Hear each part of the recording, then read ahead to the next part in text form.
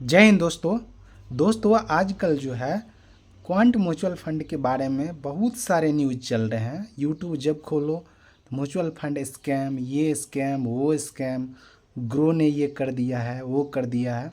तो जानते हैं कि आखिर में क्या है और हमें किस तरह से इसे बचना है और क्या रणनीति अपनाना चाहिए। यदि आप इन्वेस्टेड है क्वांट म्यूचुअल फंड्स या किसी भी म्यूचुअल फंड एएमसी में इन्वेस्टेड है तो हमें पैनिक होकर कोई भी डिसीजन नहीं लेना है। दरअसल कल से ये मैसेज या वीडियो सर्कुलेट हो रहा है कि क्वांट म्यूचुअल फंड में जो है ना फ्रंट रनिंग हुआ है। और नंबर 2, ग्रो ऐप जो कि एक विश्वसनीय ऐप है और अधिकतर लोग इससे इन्वेस्ट करते हैं, म्यूचुअल फंड्स में हो चाहे स्टॉक मार्केट में हो। खास करके मैं भी ग्रो के माध्यम से ही इन्वेस्ट कर रहा हूँ मैक्सिमम अमाउंट। तो ग्रो में क्या मैसेज है कि उन्होंने किसी बंदा का एसआईपी ले रखा था और फोलियो भी जनरेट कर रखा था, लेकिन अब वो बतला रहा है कि मेरे पास पैसा ही नहीं आया है। और एएमसी वाले भी बता रहे हैं कि उनके पास पैसा ही नहीं गया, तो कैसे उसे रिफ़ंड कर सकता हूँ। और ग्रो ने ये जस्टिफिकेशन दिया है कि चलो उसका थोड़ा सा अमाउंट है, कम अमाउंट का है एसआईपी, इसके वजह से वो मैनेज कर सकते हैं या उसको जो है रिफ़ंड कर सकते हैं। बात ये नहीं है, ग्रो ने गलती किया है तो उसे एक्सेप्ट करना चाहिए और भविष्य में इस प्रकार की गलती नहीं करना चाहिए, ताकि जो है लोगों का भरोसा उस ग्रो से उठ जाए या किसी भी जो है ब्रोकर से उठ जाए। तो ऐसा ग्रो को बिल्कुल नहीं करना चाहिए था और ये गलती नहीं है, ब्लंडर है। इस टाइप की गलती नहीं होनी चाहिए। यदि आपने फोलियो भी जनरेट कर दिया है और आप बतला रहे हैं कि फेक फोलियो है तो ये गलत बात है। तो ग्रो का यही है, देखिए किसी एक बंदे के साथ हुआ है, न कि अधिकतर बंदों के साथ। तो ये सोचकर ग्रो से स्विच हो जाए, दूसरे प्लेटफॉर्म को सिलेक्ट कर ले, ये अच्छी बात नहीं है। सोच समझ के डिसीजन लेना है। अब एक के साथ गलती हुआ इसका मतलब नहीं सभी के साथ गलती ही होगा। नंबर 2, क्वांट म्यूचुअल फंड के बारे में बात करते हैं कि क्यों इनके बारे में इतनी ज़्यादा मैसेज चल रही है, अफवाहें हो रही हैं। अफवाहें नहीं है, दरअसल ये बात सही है। और इस टाइप का जो रिटेलर इन्वेस्टर होता है, हम और आपके जैसे लोग होते हैं, उनके लिए परेशानी होते हैं। बड़े लोग तो पैसा कमा के साइड हो जाते हैं, लेकिन हम लोग जो है ज़्यादा कुछ कर भी नहीं सकते हैं। क्यों? क्योंकि जिस तरीके से उन्होंने किया है और लोग करते हैं, सोशल मीडिया का टाइम है, इस वजह से लोग जान भी पाते हैं। यदि सोशल मीडिया ना होता तो हम और आप जान भी नहीं पाते हैं कि किसी एएमसी ने कोई गलत किया है। तब कोई भी इंसान या एएमसी गलती करता है तो अधिकतर लोगों के पास ये जानकारी हो जाती है और उसके खिलाफ आवाज़ भी उठाते हैं। ये क्वांट म्यूचुअल फंड के साथ जो 20 करोड़ का है, 20 करोड़ का है मैसेज कि 20 करोड़ का जो है फ्रंट रनिंग किया है। तो जानते हैं कि फ्रंट रनिंग होता क्या है? फ्रंट रनिंग दरअसल क्वांट म्यूचुअल फंड के पास फंड होता है। फंड उसके पास कहाँ से आता है? हम और आप इन्वेस्ट करते हैं तो उसके पास फंड होता है।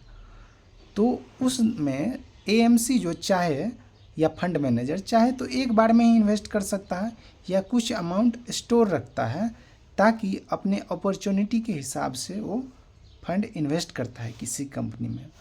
और यदि इस कंपनी में काम करने वाला बंदा या फंड मैनेजर ही, उनको तो पता रहता है किस कंपनी को हम खरीदने जा रहे हैं, किस कंपनी का शेयर हम लेने जा रहे हैं, वो इन्फॉर्मेशन अपने रिलेटिव या अपने दोस्त को दे दे और जिस कंपनी में स्टॉक खरीद रहे हैं उससे एक दिन पहले ही वो शेयर खरीदवा ले, और उसके बाद ओएमसी यानी क्वांट म्यूचुअल फंड्स शेयर खरीदता है बल्क अमाउंट में, तो स्वाभाविक सी बात है कि उस शेयर का प्राइस बढ़ जाएगा।